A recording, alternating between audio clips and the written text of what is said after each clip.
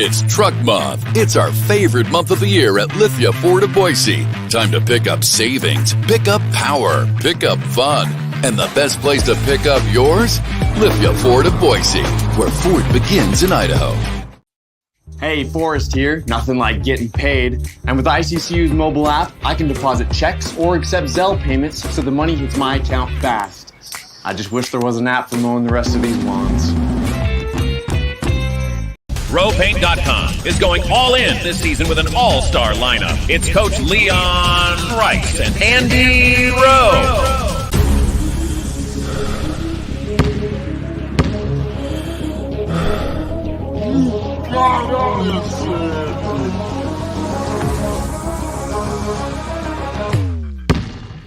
Oh no. Want to just paint my house? When I want Boise State to win, I trust Coach Rice to lead the Broncos to victory. And when I want the best painting and garage floor coating, I trust RowPaint.com to get that job done right.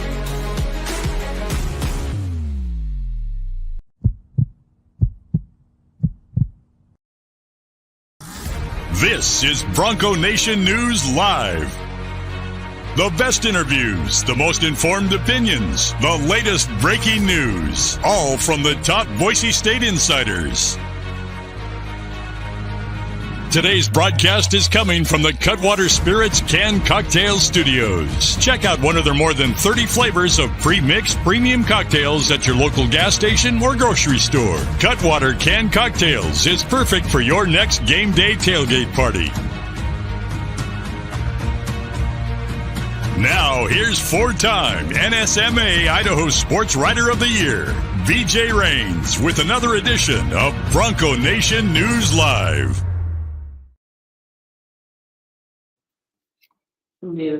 Welcome back, Bronco Nation. As always, we appreciate you guys for tuning in and hanging out with us.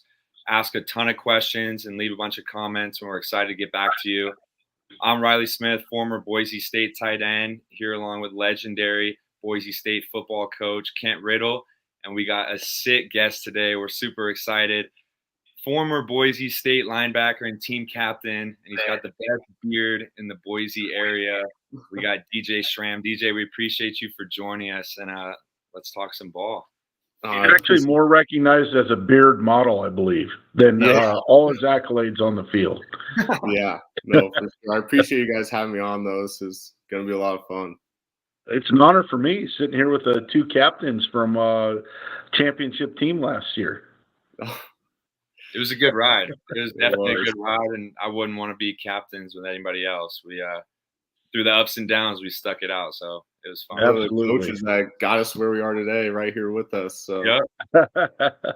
No, hey, in all seriousness, like that's probably a good thing to talk about just a little bit. Like, you guys obviously through some adversity last year, the leadership you provided to the team, that's obviously the coaches, Coach D and all those guys, jumped in and helped lead. But, everybody that's ever been part of a team knows that leading from within, probably has a bigger impact than anything else.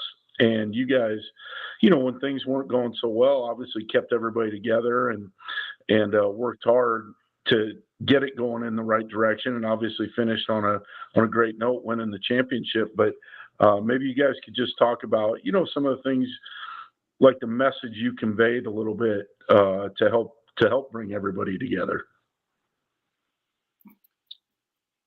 You want me to go? Yeah. Go ahead.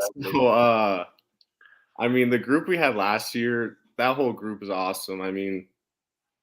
They're super easy to lead in the first place.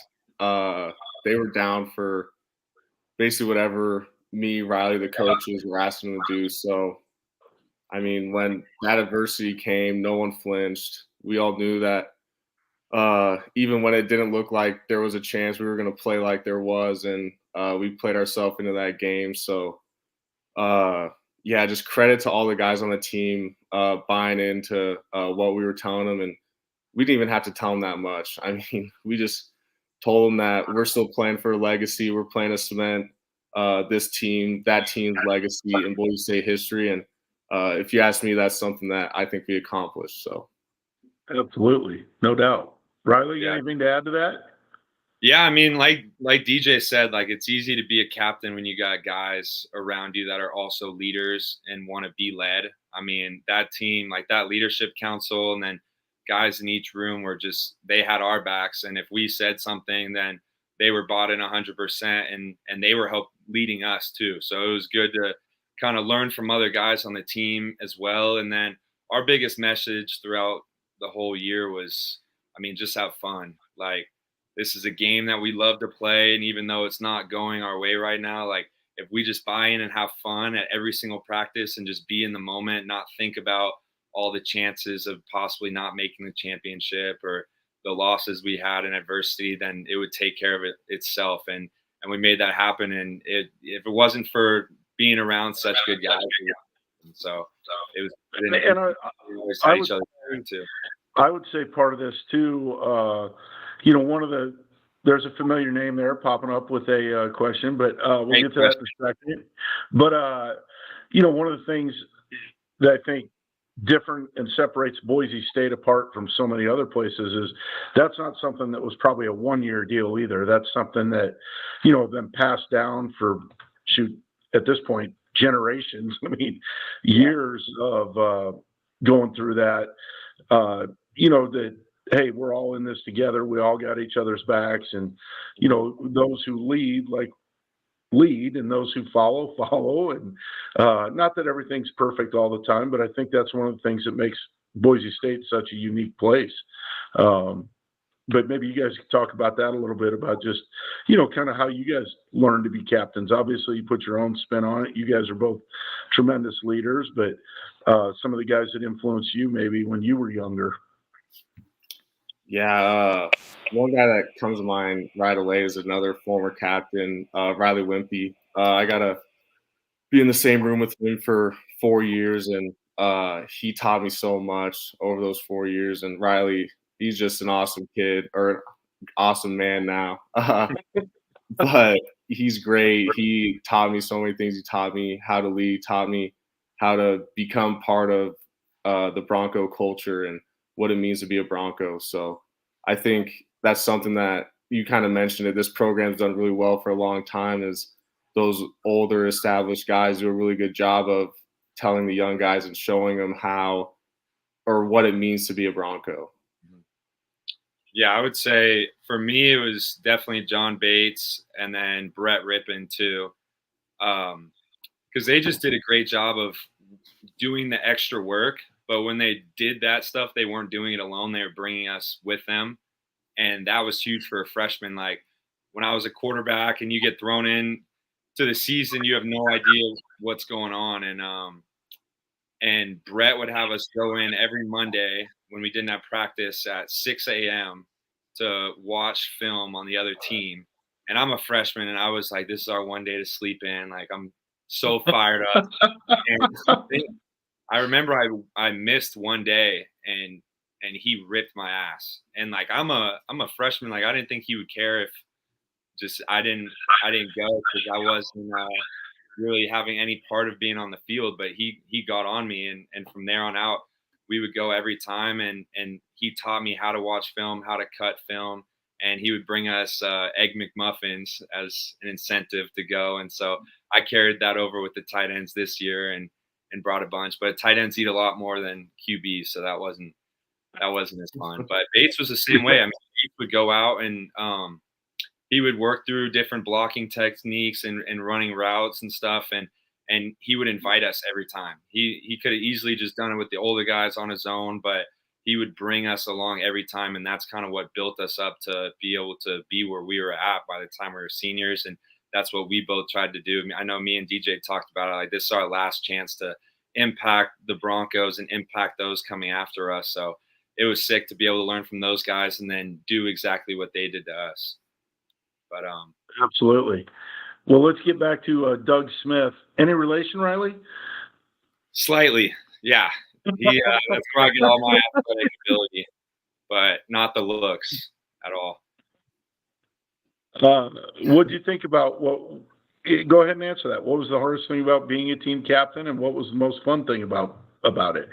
I would say the hardest thing was, I think it was just getting everybody on the same page, and because there's a lot of moving parts when it comes to football, and bringing everybody together and bringing everybody under one culture, especially guys that transferred in and were from different cultures, and bringing them in. Because for us, there's a lot of guys that are willing to be coached, just like DJ said, but then sometimes there's guys that it takes some time for them to get there.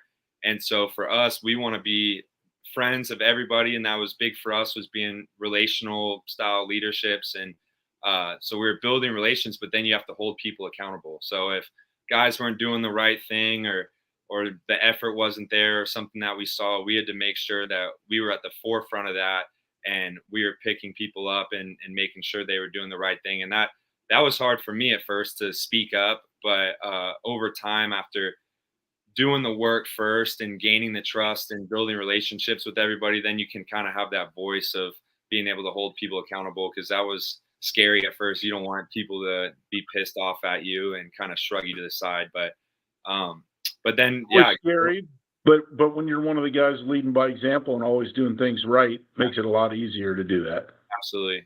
And then the most fun was just being with the guys. And as a captain, it was cool because you got to kind of bring your own style to the team. I mean, me and DJ, we're super competitive, but then we also love having a great time, like on the weekends. And that was some of the stuff that we liked orchestrating. Like we would have guys, we had a bunch of guys playing on the course. We would just bring guys out together and do a bunch of different golf trips, or whether it was floating the river or just going out to dinner. Like my favorite part of being a captain was being able to kind of lead some of that stuff and build relationships with the guys, and they kind of go hand in hand with each other. So I really enjoyed being team captain, and also learned a lot through it as well.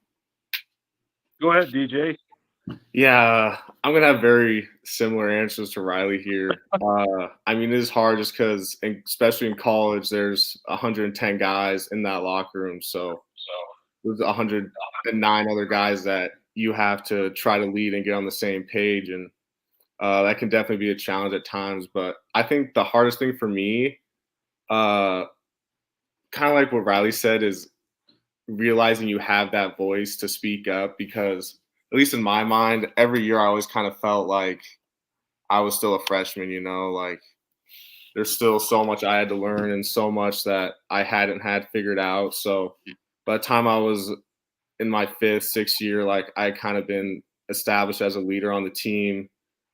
You kind of, when you're first starting to speak up, you're like, why does anyone care what I have to say? Like, what have I done? And then you start to do stuff, and you start to realize, oh, wait, I have kind of established myself. Like, people hopefully will respond to what I have to say and respond to the actions that I put forth. But Rid, you made a great point. You have to do, if you want to be a leader or a captain, you have to do all the right things. You have to, everything you're asking all those 109 other guys to do, you better be doing it better than all of them. So that's no challenge.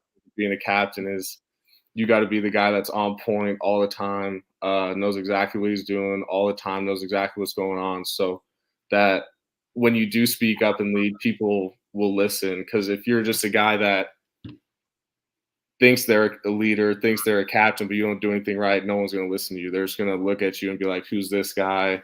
Like, why would I listen to him? He doesn't do any of the things that he's asking me to do. So that's kind of my long answer for the hardest part. It's funny because from the outside, I think a lot of people think like the best players should be the captain, and not that, I mean, you guys certainly are at the top, of the list, but some guys are great players and they're just not built to be captains, at least in our system. It's more than a ceremonial recognition at Boise State. I think that's something that has been conveyed forever. We've had guys that maybe haven't played a ton that have been captains. But I think you hit it on the head. Like if you're not doing everything right, it just leads to a lot of questions. Well, he doesn't do it that way. Why do I have to do it that way? And that's something we've avoided because we've always had captains that were, the number one guys in terms of doing everything right. And I think, that carries over. So, yeah. Even thinking back on captains, like from me and Riley's days before us, guys like Avery Williams, David Moa, John Molchon, Brett Rippin, Tyler Horan, Jabril, like all those guys were always doing the right thing. They were never getting in trouble, and they also performed well on the field. So, I mean, at the end of the day, that's a winning recipe for becoming a captain. And it made us better too. It made us better because I know when I was going through hard times, whether it was a fall camp practice or running decks, and I don't feel like I'm struggling at that moment. And I'm like, oh, like maybe I'll take a play off. But then it's like you have that eye in the sky, and you know that everybody's looking at you and seeing how you respond. And if you take a play off, then they're going to be like, oh, if Riley and DJ took a play off, then that means it's okay for us to do. So it really helps motivate you, and is an external factor for you to keep pushing yourself, because over time, if you just keep messing up, like you said, then it's not going to build a good culture, and people are going to follow what you're doing. Yeah, that's a great point, Riley. I never really thought of it like that, but yeah, for sure. It definitely is always in the back of your mind once you do become a captain. Like, I got all these guys looking at me now. I can't be the one that's messing anything up. So it definitely makes you grow and make you better as a person, for sure. What was the most fun? I was going to say, we cut DJ off. The most fun. It's the same with you. It was building those relationships, getting to know all those guys in that locker room on a deeper level. And over this past season, I've strengthened so many of my relationships I've had with guys on the team. And I'm so excited to watch what they do this next season. And I'm going to be cheering loud. And that's kind of the best part about being done, is I kind of get a look on the outside and cheer those guys on and be all their number one fans. So it'll be a little bit more relaxed during the game too, right? Yeah, definitely. I'll be sleeping good on Friday nights for sure. For sure, like leading up to the game. Maybe during the game you might have a little more anxiety because you're not out there just playing, but leading up to the game, no worries. Oh yeah, I'm ready to tailgate too. We haven't been able to tailgate, so this is Anybody that wants to invite these guys to their tailgate, just throw them an invite. We'll make sure they swing by. Yeah, we'll be there. I got a question, not in the comments, but texted to me by a former guest of the show here, Winston Venable, and he wants to know what the transition was like going from captain and being a leader on the team back to freshman, rookie, learning out in the real world. Both you guys, new jobs. I know, Riley, you started Monday, I believe, and DJ, you've been going for a month or so, right? Couple months maybe. But couple months, yeah. Yeah.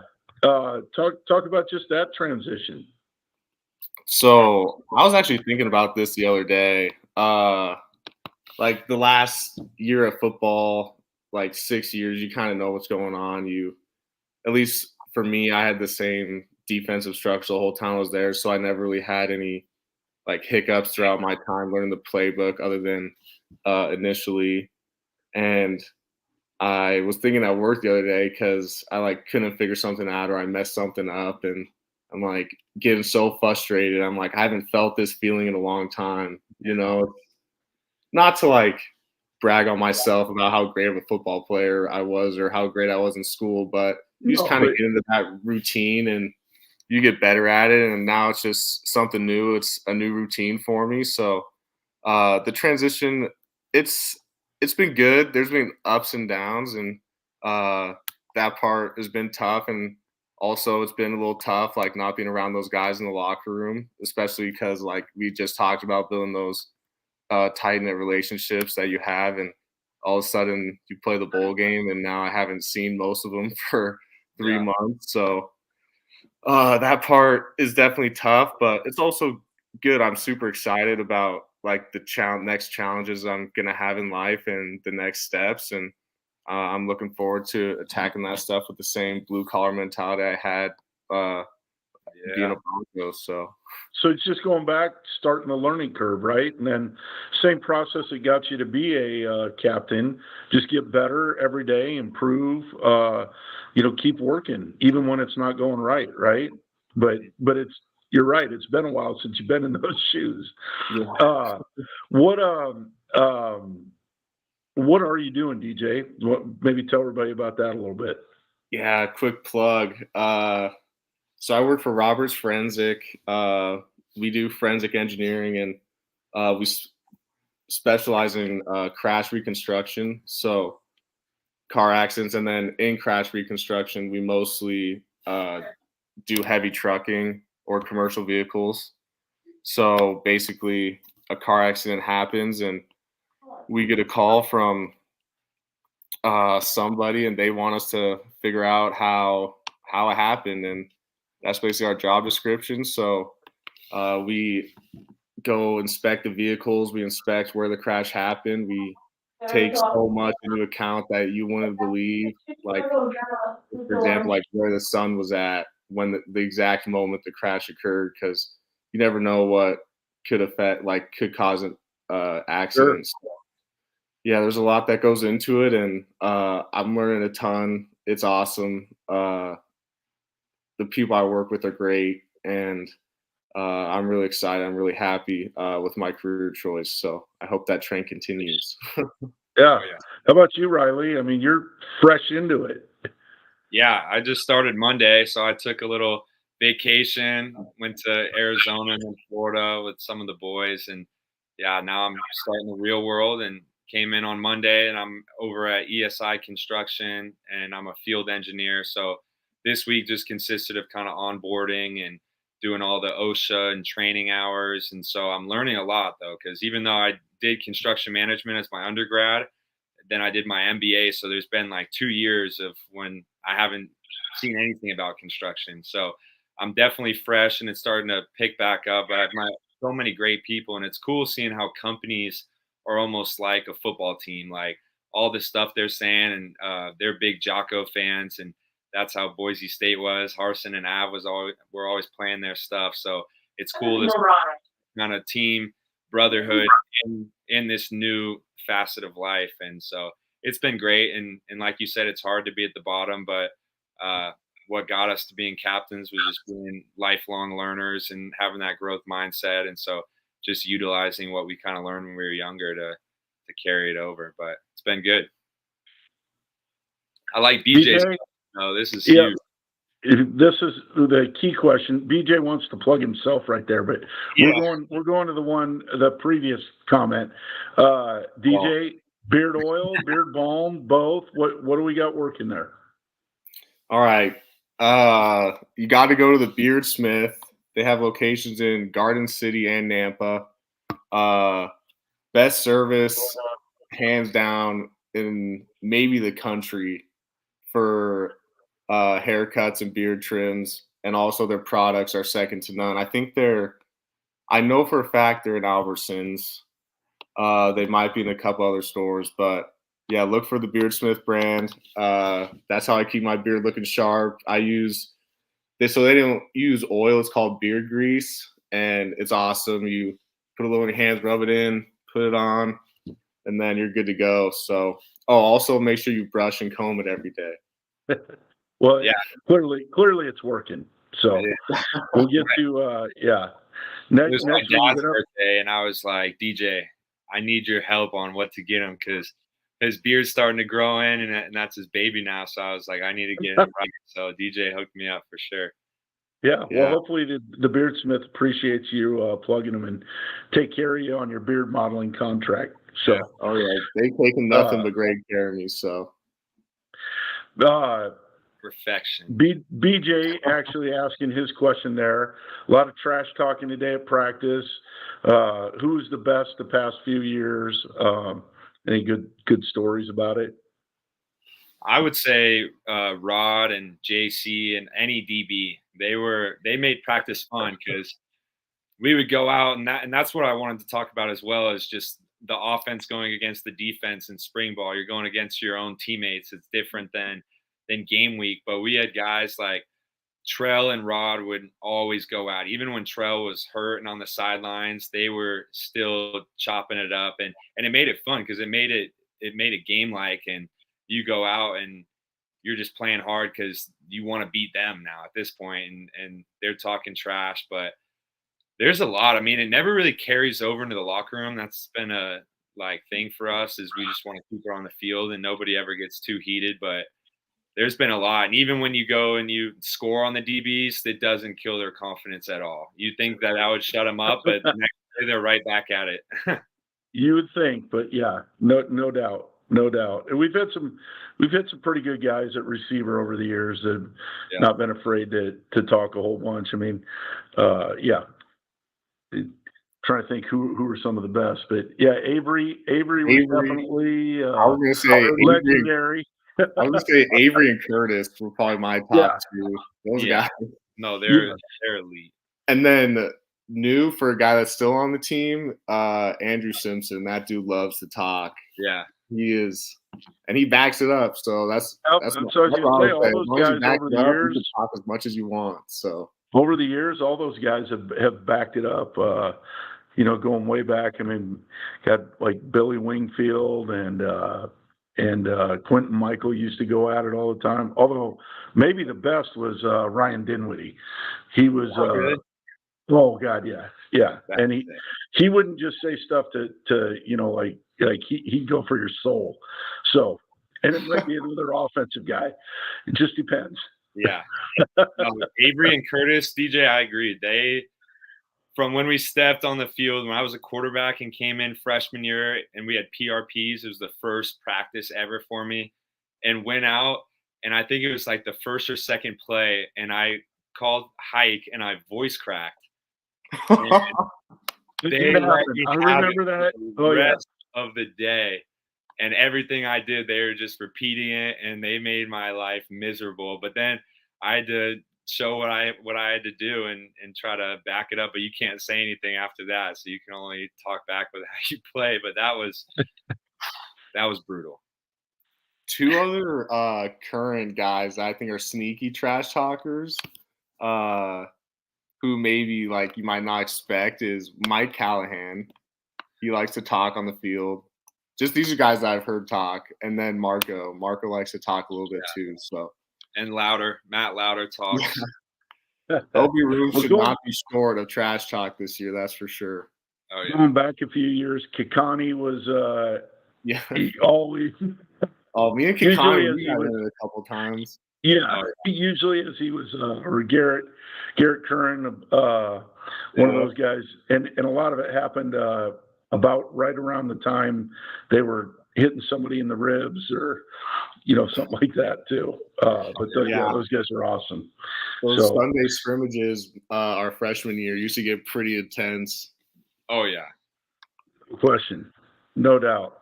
The you kind of hit on it, but so those guys are into week 4 now of spring practice. Probably got the biggest scrimmage of the spring coming up this Saturday. I know the spring game's not another week, but in the spring game, there's a bunch of guys that probably won't play much, if at all. It's a little bit more vanilla game plan, all that stuff. I think other than the fans being in the stands, but this one is typically game planned and, everybody's kind of working their process to get ready like it's a real game, all that kind of stuff, from coaches to players to everybody. So, you're in week 4 going against the same people, the same defense, same offense, same plays, same players, kind of the whole time. As a player, what's kind of your mindset heading into this weekend? Yeah, so like you said, this is definitely the biggest scrimmage of spring ball. This is the one that's evaluated the most just because the whole playbook's in, at least for the spring. There's always stuff added throughout, but for the spring, the whole playbook will be in. And the guys that will separate themselves in the scrimmage, like you said, they'll treat it like it's a game. So they'll go through their same process. They'll watch their film they need to watch. They'll get their body right. and they'll be ready to go on Saturday. And then when game time comes, they'll cut it loose and they'll go out there and ball out. I mean, football, we like to make it a lot more complicated than it is. But at the end of the day, if you just prepare like you're supposed to and you go out there and cut it loose and have fun, things usually go your way. So 100%. And a part of like our defense's pregame film that DJ's talking about is usually consist of going into the offense's install looking clip. at all of our install plays. So you know exactly when that formation comes up, like what's happening. It's amazing. Like, you know, the only time we'd ever be in that formation and they're checking like cover 2, which they never play. Well, I always wondered why that happened. Or watch the screen. Yeah. Do you yeah, just how like the tackles are calling out nickel pressure before we're even lined up. Yeah, for those watching, that was a big cat. With spring ball, we both have our separate installs, and just for the people that don't know what we're talking about, and so we would always get caught red-handing watching each other's plays. And so when the defense was bringing a blitz, we knew exactly what it would look like and when it was coming, and the defense was doing the same for us.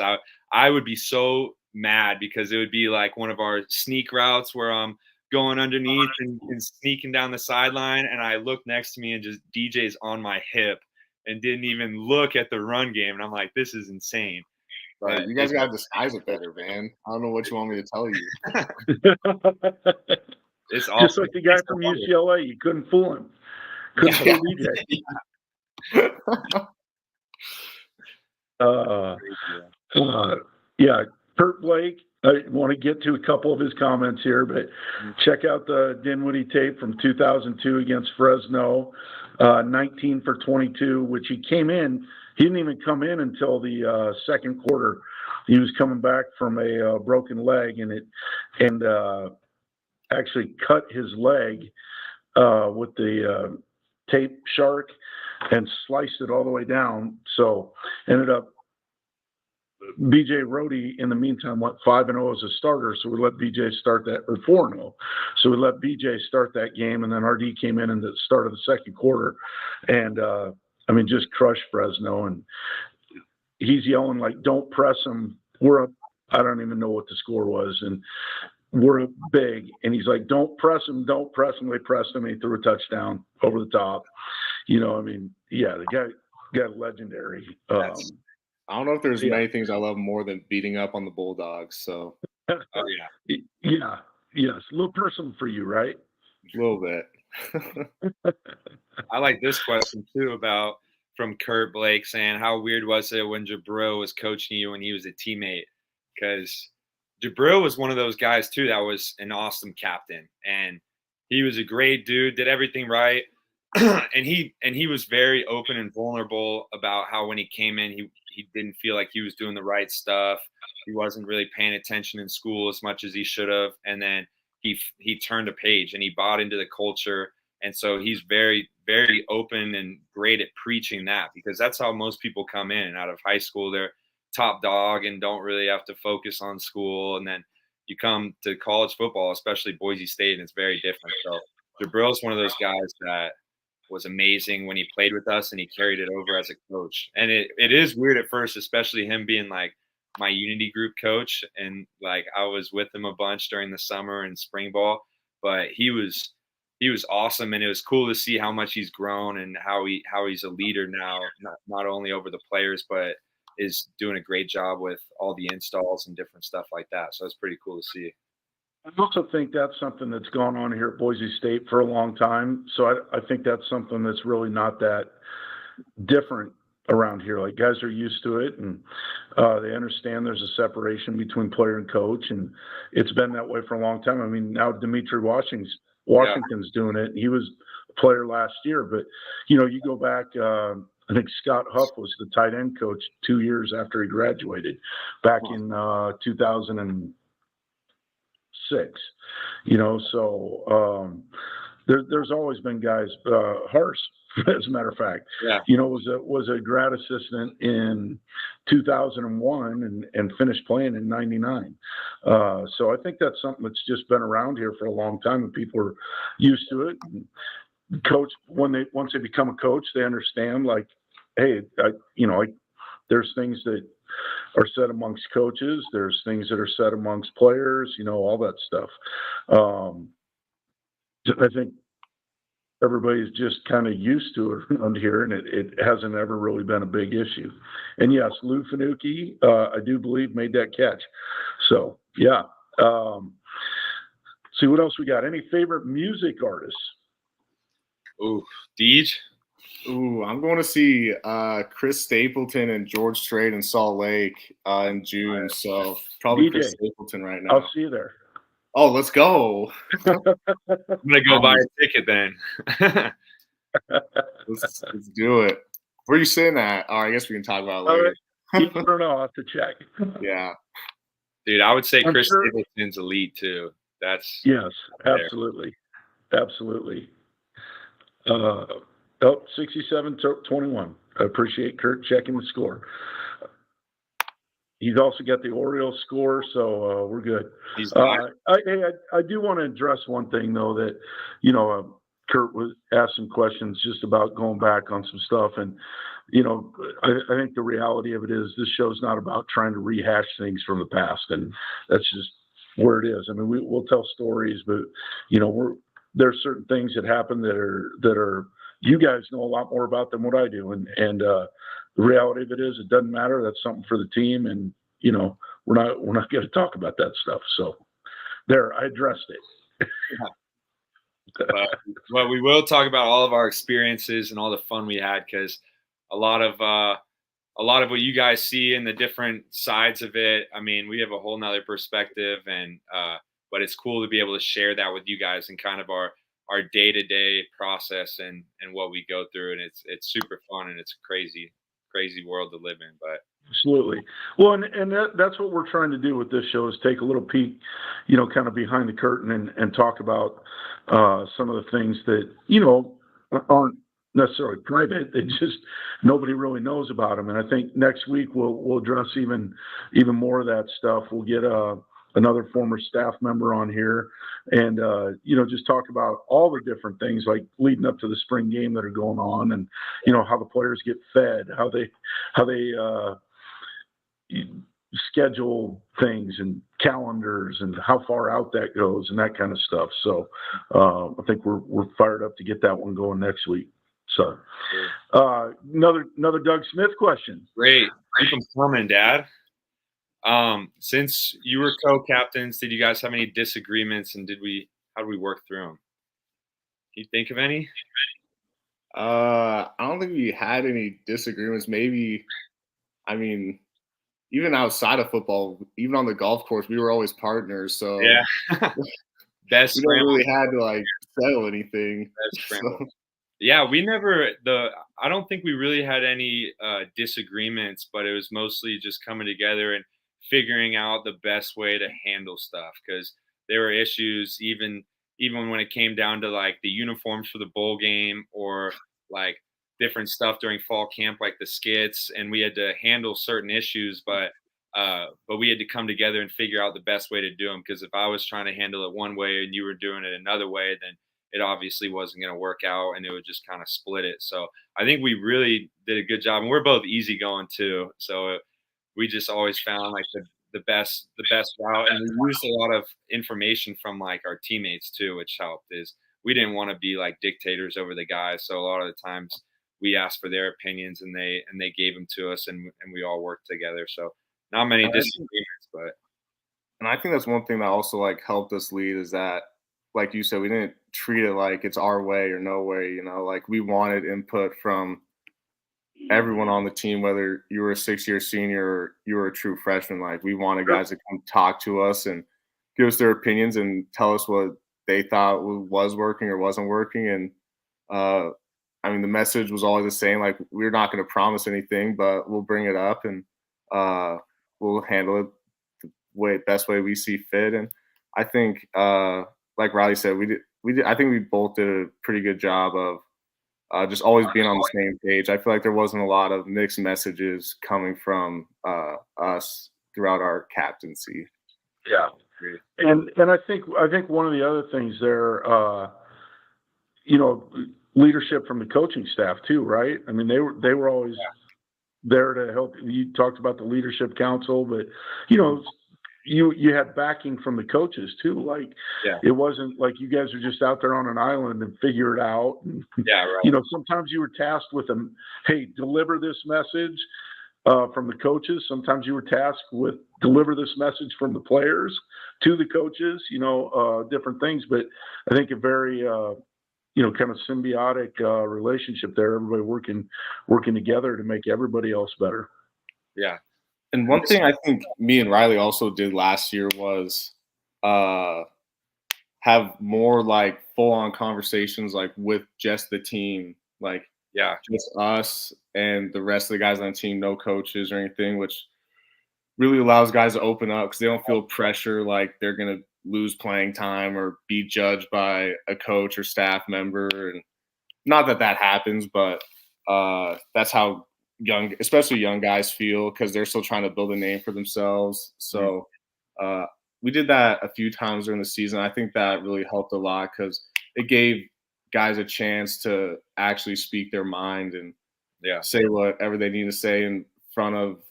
And when you're saying stuff like that in front of your other 109 brothers, it means a lot more, even to whoever's saying it and also the guys listening. So I also think it's another reason we were just so tight-knit as a group last year.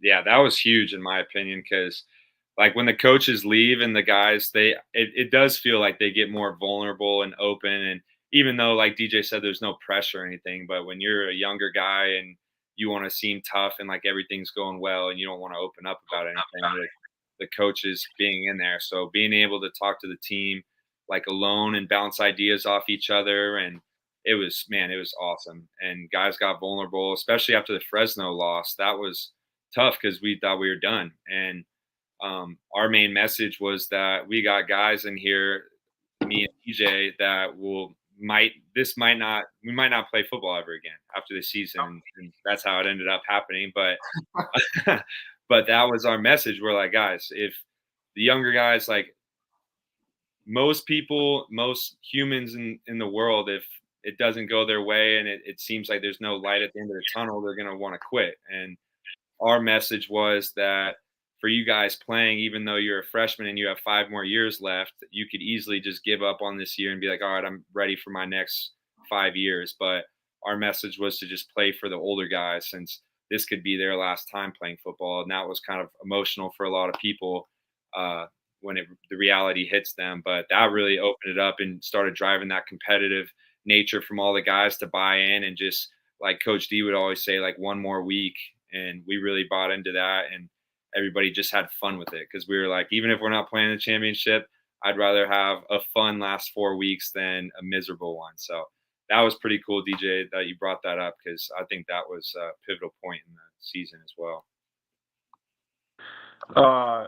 Okay, here's one favorite uniform combo, and we can just loop in the other one with who picks the uniform combos.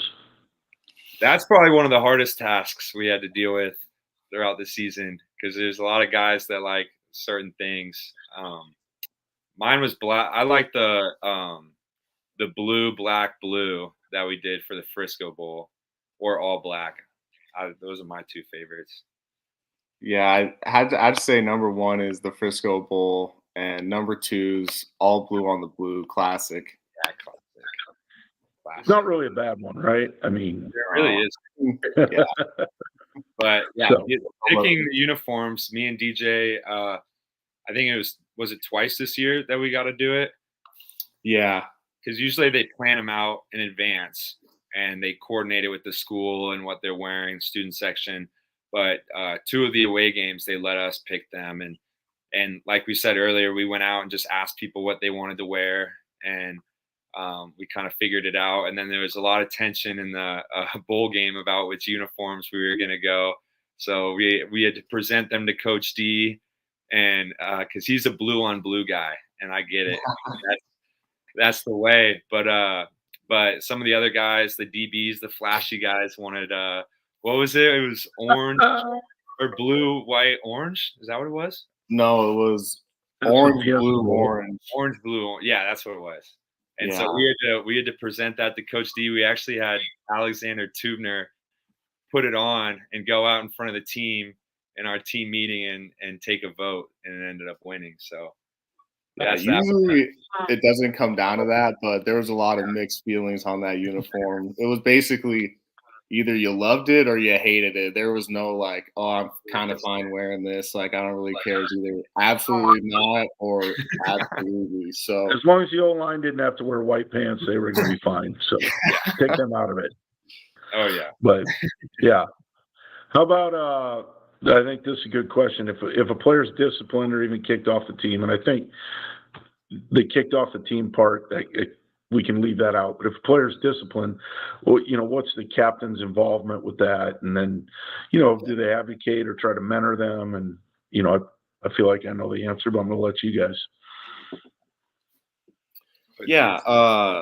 I mean, as a captain, that's part of your role is to get everyone on the same page. So when someone's not doing something they're supposed to, it's not a requirement to have a talk with or to talk to them or do anything. But that's where I think like the relationships me and Riley built throughout our time here really came into play, because you get to learn how guys respond to certain things. So like if a guy, he got in trouble or something, and how he's going to respond, whether that's you need to sit down with him one-on-one in private, or if you can say something to him in front of other guys. And that's just something you learn from building those relationships. So, yeah, it's different. Mentoring him, right? Like trying to help coach that behavior out of them. And yeah. And most of the time it's just telling them or giving them advice on what they're supposed to. It's not necessarily like ripping their ass for what they You're did not wrong. The discipline guy. You're the guy helping them, like, hey, other guys have been in that position and they bounce back, like fight through it, just concentrate on doing the right thing. But mentoring them through it, you're not really part of the discipline process. You're part of the recovery process. Yeah. For lack of a better way of explaining it. Yeah. And there's different guys. Like there's a lot of guys that were on our team. Most of them were never trying to get in trouble, or were just flat out being insubordinate or not wanting to do the work. A lot of it was they were just overwhelmed. And freshmen coming in, whether they're working a job or they have a lot of school along with football, I mean, it's stressful when you come in and make that transition. You're away from your family. So a big thing for us was just like, how can we help you? Like, we're not disciplining, but we want to be there as a resource for you because we've been there before. And we know what it takes to be successful from that. So being able to kind of lighten the load for them, or at least help them kind of learn different time management skills, or even being like, there was one guy that happened to be late a couple times. And so we would go and pick him up and make sure that we were kind of using the buddy system, and that works well. And so just different stuff like that. We weren't really a part of the discipline stuff. I mean, guys knew the culture, and it wasn't about that. It was just kind of how to turn the corner and help them where they needed it. And like DJ said, guys have different personalities. Some like to get fired up and you yell at them, but then others, it's just like sitting with them and talking through it. So. Absolutely. Well, good. Yeah, BJ wants to know about Holstein stories. I mean, Dale's the best. That's all. We'll just leave it at that. 100%. He's the man. He takes care of us, and yeah. Every Dale story is a good story. 100%. The best Dale stories are really that guy never leaves the building except to go to Wendy's and make sure he's got some Mountain Dew. Yeah. And other than that, he is literally there, like, I feel like 24/7, and takes care of everything that ever needs to be done. So, he never wears pants. That's another one. Even at his wedding. Even at his wedding. He's a man. We'll be at the Nevada game when it was snowing, or Wyoming, and he's just on the sideline in shorts, and he makes the rest of the EQ guys do the same. So although he does cheat a little bit with that heated vest. I agree. Even though he has the bare arms, I still feel like it's a little bit of a cop out, like there's been a few other guys, Coach Pitt, who I had the pleasure of having dinner with last night, and he said to tell both you guys hi, but nice. was another guy like never wore sleeves like during games when it was cold, warm, whatever. However, there may have been some like Vaseline applied, the chicken broth on the sideline. There's a lot of fake tough guy tricks out there, Rid. Right. I personally don't know any of them, but DJ just grew a full sweater on his body. So yeah, that's just called proper evolution right there. Do you remember when Pitt made us, I forgot what game it was, but it was kind of snowy and cold, and he made us go out and warm up and we all had to go shirtless. Dude, I think that was Wyoming, wasn't it? I think it was. Yeah. Yeah. That's when I was 190 pounds and just skin and bones, and so I was just filled to the bone. First time I saw that was 2014 against San Diego State when it was 9 degrees at kickoff time or whatever. And, they're all out there and they're bundled up. Our guys came out, no shirts on. That was the first time I'd seen that. I think it had happened previous to that, but that was the first time I had seen it. And, San Diego State proceeded to come out and go up by like 17 points. Something like that, 21, whatever. So clearly that plan had no impact on anything. Was that 2013? 14, because this is a Fiesta Bowl year. Yeah. Okay. Yeah, we got it turned around. Took a minute, got a fake punt on them and kind of got some momentum going, and then Thomas Spurback and Grant Hedrick and Jay Jai and the O-line, for that matter, took over. And that was kind of the big deal. But, that took a minute to get going. So maybe putting the shirts on and coming out warm, maybe that would have helped. You guys remember what was it, 19 when we lost to BYU? It was miserable, freezing cold, raining, almost snowing, but not quite. We had no heated benches, and they're over there. They're on their heated benches, and all that. And then we didn't come out and play great, although the benches had nothing to do with it. Let's make that clear. But then Utah State a couple weeks later was freezing. It was even colder. We had the heated benches, and we came out and smoked them by 50 or whatever.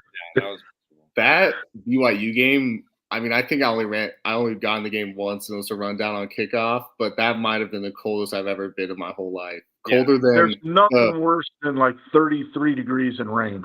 And it was windy too. That was way worse than Wyoming in 2020 when it was like -10. People were taking like the chicken broth, like the warm chicken broth, and pouring them on their cleats to try to get their toes warmed up. But then it would backfire because it would just freeze over, and it was miserable. I remember after that game too, there was no hot water in the shower. That was a brutal Saturday night. And we lose by a field goal, probably cost us a chance to go to the Cotton Bowl. That was a rough one. But on the shirtless topic, DJ, tell us your tarps off tactic. Because I still use that today. The decks, tarps off. Oh yeah. So for everyone watching, we run the upper decks of Alverson Stadium every summer on Thursdays or Fridays in the morning. So basically, you start at 6 and you finish at 20 or more, depending on how you're feeling that day. But it's a lot. So you go up by 2 each week. So 6, 8, 10, 12, all the way up to 20. And my philosophy was you got to run at least the first half with your shirt on, because then you get to the halfway point, you take your shirt off. It's like you're starting over.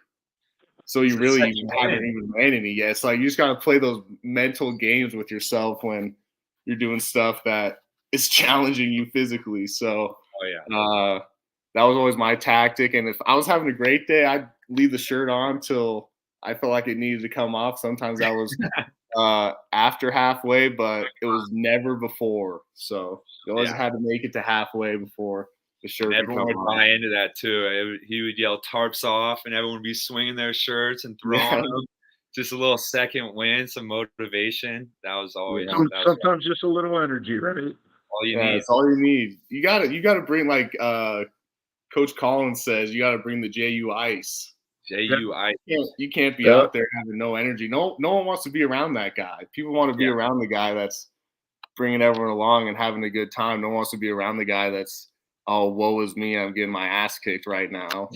No one wants to hang out with that guy. Avery Williams was always a guy first of all, let's be honest, Avery could go run the decks like right now and probably run them all night long and never flinch one time. But, always a guy bringing the juice and, no question. OJ was one. We can, absolutely. OJ was always bringing the juice. Hey, shout out to the big boys getting up those decks. I just want to say that. Oh, yeah. If anybody knows of anybody having more misery than a 330-pound dude trying to climb those things, that's a misery all itself. That's when you keep your mouth shut, and you don't want to hold them accountable because you're like, I can't even imagine what you're going through right now, so I'm not going to say anything. Yeah, those are hard to relate to when those big boys are fight the inner demons. Yeah, usually do. Every Friday morning they're fighting for their life, but hey, it makes them better. Let's try and finish up with these last two questions here. Yeah. So, you guys can speak on this.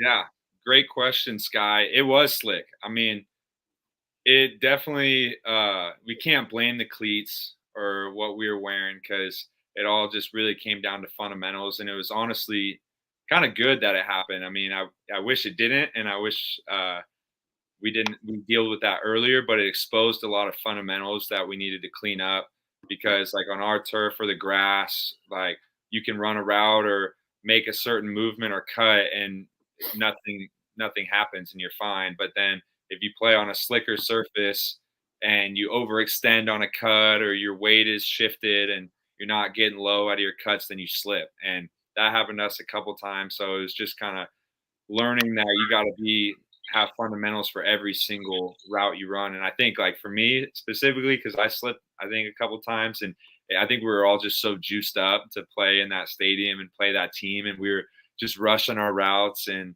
but yeah, we can't blame the cleats at all. That's just fundamentals. But after we watched the film, I mean, it exposed it and we learned from it, and it never happened again. So perfect. Yeah, I'll tell a little different story about that. So I remember, like, watching film on Washington leading up to the game, and I'm watching other defenses play in Husky Stadium, and I'm seeing guys slip all over the place. I'm like, what's wrong with all these dudes slipping? Like, what's going on? And then I think I slipped on the first 3 plays of the game. So that was a humbling moment for me. And but yeah, like Riley said, it was all just technique and fundamentals, just overextending on, for me, pass rush or a get off. And at the end of the day, good athletes and good football players, they don't slip. So part of it. So yeah, we probably could have handled it or addressed it sooner in the game than we did. But